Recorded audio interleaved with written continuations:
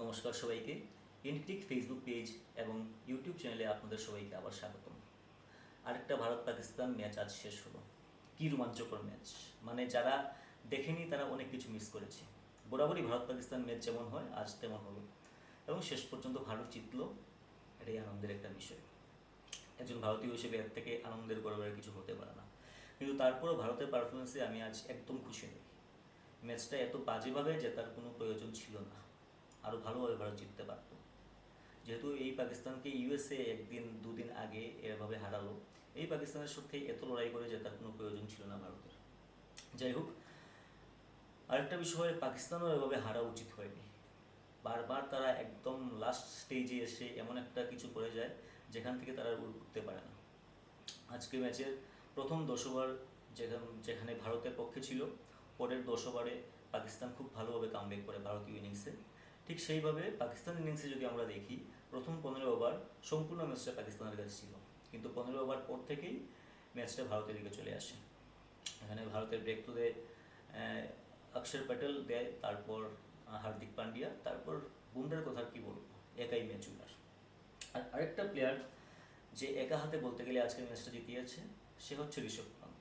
যেভাবে ব্যাটিং করলো, যেভাবে কিপিং করলো, অসাধারণ অসাধারণ ক্রিকেট খেলল ঋষভ পান্ত আজ। ভারতীয় ব্যাটিংয়ের কথা যদি বলি, আমি ব্যাটিং নিয়ে খুব বেশিও খুশি। ভারতীয় বোলিং ফিল্ডিং ভালো, ক্যাপ্টেন্সি রোহিত শর্মা খুব ভালোভাবে বোলারদের চেঞ্জ করেছে, সময়ে সময়ে চেঞ্জ করেছে, সব কিছু ঠিকঠাক। কিন্তু ভারতের ব্যাটিং জিনিস আমার খুব বাজে লাগলো ব্যাটিংটা। আমি আপনাদের কয়েকটা পয়েন্ট বলছি ব্যাটিং নিয়ে। ওপেনার থেকে শুরু করে 11 নম্বর ব্যাটসম্যান অবধি সবাই এসেই 4 ছক্কা মারতে চলছে। এটা কোনোদিন অ্যাপ্রোচ হতে পারে না। আপনারা পিচের কন্ডিশন জানেন, মাঠের কন্ডিশন জানেন, যেখানে হাই স্কোরিং ম্যাচ হচ্ছেই না। 103 ছিল গিয়ে এভারেজ স্কোর। এখানে এসে যদি আপনারা মনে করেন 170, 80, 90, 200 রান করবেন এই পিচে, তা অসম্ভব।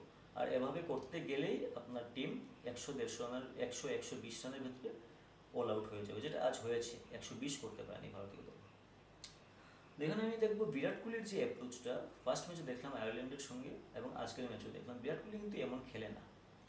স্ট্রাইক রেট নিয়ে তার অনেক কথা হয়েছিল আগে, তো এইসব বিষয় নিয়ে নিজে থেকেই খেলার কিছুটা চেঞ্জ এনেছিলেন কি না, বা টিম থেকেই নিয়ে এমন কিছু আছে যে তোমাকে এভাবেই খেলতে হবে, আমি জানি। কিন্তু আমার মনে হয় যে যার ন্যাচারাল গেম, সে ওভাবেই খেলে গেলে ভালো। বিরাট কোহলির ন্যাচারাল গেম প্রথম থেকে এভাবে 4 ছক্কা মারা নয়। এবং আজ বিরাট কোহলি আউট হয়ে গেছে, ঠিক আছে, রোহিত শর্মাও আউট, মেনে নিলাম। কিন্তু তারপরে একটা ব্যাটসম্যানের দরকার ছিল যে, যেহেতু পন্ত মারছে, একটা ধরে খেলি একটা দিকে। যাই হোক, বুমরা ভারতের, কি বলবো বুমরার কথা, অসাধারণ বোলিং, সঙ্গে সিরাজ, অর্শদীপও ভালো বোলিং করলো। জাডেজাকে নিয়ে একটা চিন্তার বিষয় আছে। জাডেজার অনেক দিন থেকে ফর্ম নেই, আজ ব্যাটিংও তেমন কিছু করতে পারলেন না, বোলিংও তেমন যায়নি। যাই হোক, রাত এখন প্রায় 1:30 বাজে। সবাই, কাল সোমবার, সবার কাজ আছে। ম্যাচটাও ভালো গেল, ভারত জিতলো। সবাই ভালো থাকবেন, গুড নাইট। আর এভাবে আমার সঙ্গে থাকবেন পেজে লাইক এবং সাবস্ক্রাইবের মাধ্যমে। ধন্যবাদ।